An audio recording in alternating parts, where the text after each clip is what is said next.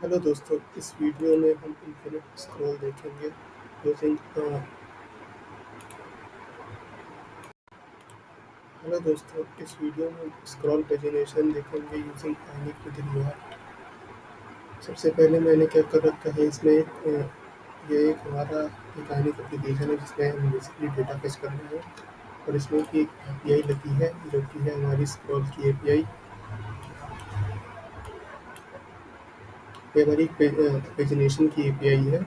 इसमें हमें एक रिस्पॉन्स ऑब्जेक्ट आ रहा है जैसे कि आप देख सकते हैं। और ये रिस्पॉन्स ऑब्जेक्ट है, ये जो यूपीआई है मैंने बाहर में बनाई है। और ये रिस्पॉन्स ऑब्जेक्ट है, ज़्यादातर कोई भी बैकएंड की लैंग्वेज होती है तो उसमें पेजिनेशन का जो रिस्पॉन्स रहता है वो सेम ही रहता है। और ये अब हम आते हैं अपने कोड पे। इस कोड में मैंने बेसिकली इसी एपीआई को पेजिनेशन एपीआई को अपनी कॉल कराया है। उसके बाद हमें एक डेटा इस वेरिएबल में सेट करके यहाँ पे प्रिंट करा रहे हैं। तो हमें स्क्रॉल पेजिनेशन लगाने के लिए आइनिक में एक मेथड होता है जो कि है ये हमारा ऑन इन्फिनिट स्क्रॉल। इसमें अगर यहाँ पे हम आ जाते हैं तो सबसे पहले हम इस चीज़ को यहाँ से कॉपी कर लेते हैं, इसको यहाँ पे पेस्ट कर देंगे। तो हमें इन दोनों को ऊपर इंक्लूड कराना पड़ेगा।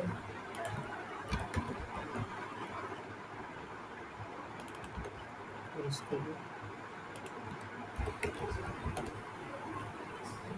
इसका एक मेथड होता है ऑन इन्फिनिट। ये तब कॉल होता है जब हमारा जो स्क्रॉल है वो बॉटम लाइन को हिट करता है, तब ये मेथड कॉल करता है और ये कॉल करेगा हमारे इस फंक्शन को। तो हम बना लेते हैं यहाँ पे। अब हमें क्या चाहिए, ये जो एपीआई है अगर हम इस एपीआई में क्वेरी स्ट्रिंग पास करते हैं एज इक्वल टू 1।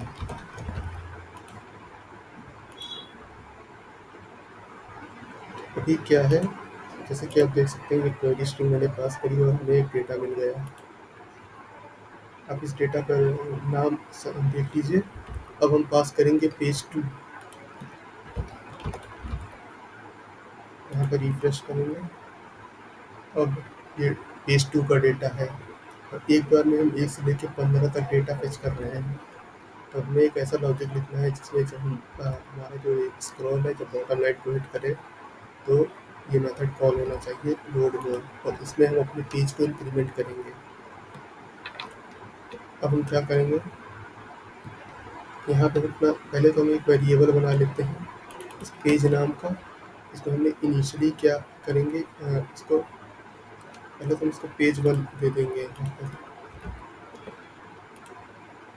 इसी पेज को हम यहाँ से पास कर देंगे और यहाँ पे हम इसका पेज नंबर, इसका टाइप और नंबर दे देंगे।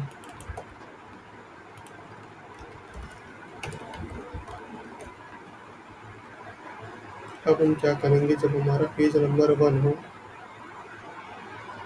तो हम 1 से लेकर 15 तक का डेटा इस वेरिएबल में स्टोर करा देंगे।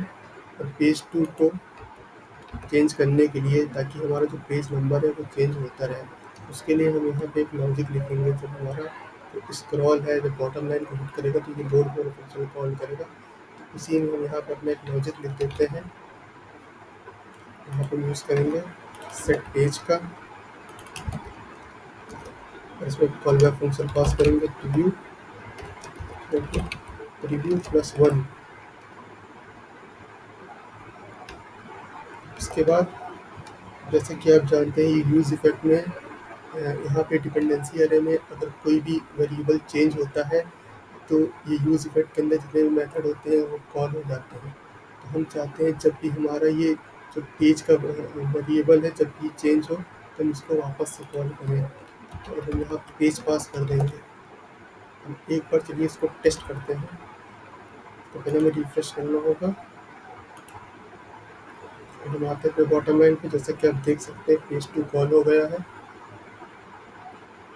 लेकिन जो हमारा जो डेटा है पेज 2 का डेटा आने लगा है, लेकिन जो हमारा प्रीवियस डेटा है वो गायब हो गया है। तो उसको एक्सेस करने के लिए हमें यहाँ पे थोड़ा सा चेंज करना होगा।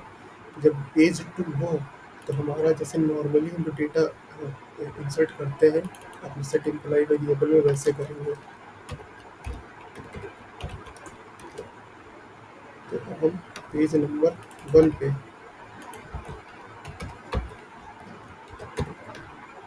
सेट एम्प्लॉय का डेटा को सेट कर देंगे। एल्स कंडीशन में जब भी हमारा पेज 2 हो, तो पेज 2 के केस में हमें क्या करना है, जैसा कि आपने अभी देखा जब हमने पेज 2 का डेटा फेच किया तो जो हमारा पुराना डेटा है वो रिमूव हो गया।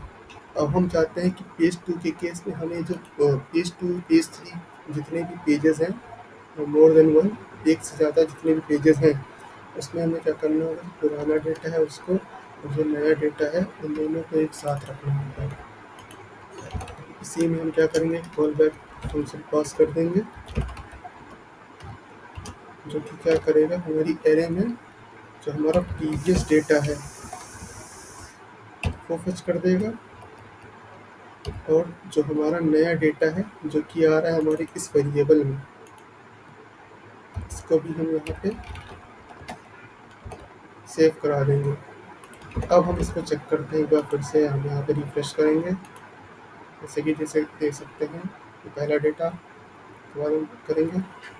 अब देखिए हमारा दोनों डेटा 1 से लेकर 15 तक का और 15 से लेकर 30 तक का दोनों डेटा इसमें आके स्टोर हो गया है। अब हम अगर बॉटम पे आते हैं तो जैसा कि आप देख सकते हैं ये अभी भी स्क्रॉल हो रहा है और नया पेज कॉल नहीं हो रहा है। तो ऐसा इसलिए कि ये जो आयन इन्फिनिट मेथड होता है, इसमें जब एक ऑपरेशन कंप्लीट होता है तो हमें इस चीज़ को आयन इन्फिनिट स्क्रॉल को रीसेट करना होता है। तो रीसेट करने के लिए एक मेथड होता है इसमें जो कि है ये, इसको हम यहाँ से कॉपी करके यहाँ पे पेस्ट कर देते हैं। ये एक्सेप्ट करेगा इवेंट को, तो के लिए नहीं कर देते हैं। अब हम एक बार इसको वापस से टेस्ट करते हैं। अब ये बिल्कुल सही से कॉल कर रहा है, जैसे कि आप देख सकते हैं हमारे सभी पेज कॉल हो रहे हैं।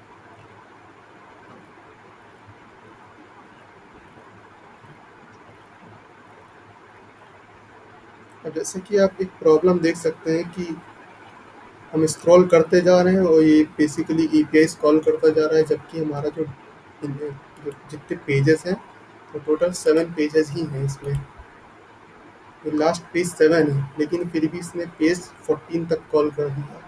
अब हम नहीं चाहते हैं कि हमारी एपीआई अननेसेसरी कॉल होती रहे। वैसे इस चीज़ से कोई प्रॉब्लम तो है नहीं, लेकिन बस यही है कि हमारी जो एपीआई है अननेसेसरी कॉल हो रही है। तो अब इस चीज़ को प्रिवेंट करने के लिए हम क्या कर सकते हैं, इसमें एक फंक्शन होता है, प्रॉपर्टी होती है डिसेबल की। डिसेबल प्रॉपर्टी क्या होती है, अगर वो ट्रू होती है तो हमारा जो इन्फिनिट स्क्रॉल होता है वो हिडन हो जाता है और जो हमारा स्क्रॉल का इवेंट लिसनर है वो रिमूव हो जाता है। तो अब हम इस चीज़ को यहाँ पे सेट करेंगे। इस डिस्प्ले बॉक्स कॉपी कर लेते हैं, यहाँ पे आके अब हमें यहाँ पे एक लॉजिक सेट करना पड़ेगा कि जो हमारा जो पेज नंबर है, अगर वो यहाँ पे हमें कंडीशन लगा, पहले तो हम एक वेरिएबल बना लेते हैं कि हैज़ मोर का, सॉरी यहाँ पे एक वेरिएबल बना लेते हैं हैज़ मोर का set has more use state जो कि रहेगी फॉल्स। इसी को हम यहाँ पे सेट कर देते हैं। इनिशियली अभी ये फॉल्स हम रखेंगे इसको। तो हमें यहाँ पे कंडीशन लिख, पहले तो हमें यहाँ पे लास्ट पेज गेट करना पड़ेगा, लास्ट पेज, और उसको गेट करने के लिए हम लोग करते हैं रिजल्ट में डॉट डेटा में डॉट लास्ट पेज।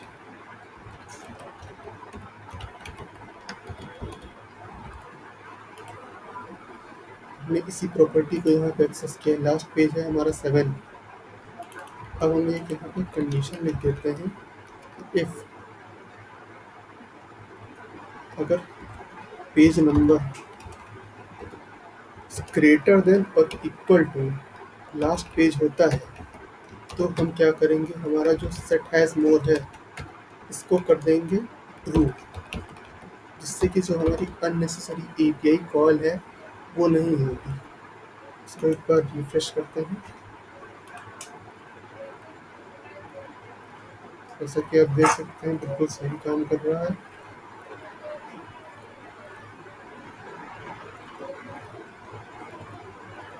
अब हमारी एपीआई अननेसेसरी कॉल नहीं हो रही है। तो इस वीडियो में इतना ही। अच्छा, क्या आप मुझे एक बात और भी बता सकते हैं कि पहले आइनिक में क्या होता था, जब वेब पैक यूज़ करते थे तो हमारी जो अगर हम कोई चेंजेस करते थे इसमें, तो वो इनिशियली जो क्या होता था, पेज रिफ्रेश हो जाता है, लेकिन अब नहीं होता है कि अब आइनिक जो है वीट यूज़ करने लगा है। चलिए इस वीडियो में इतना ही।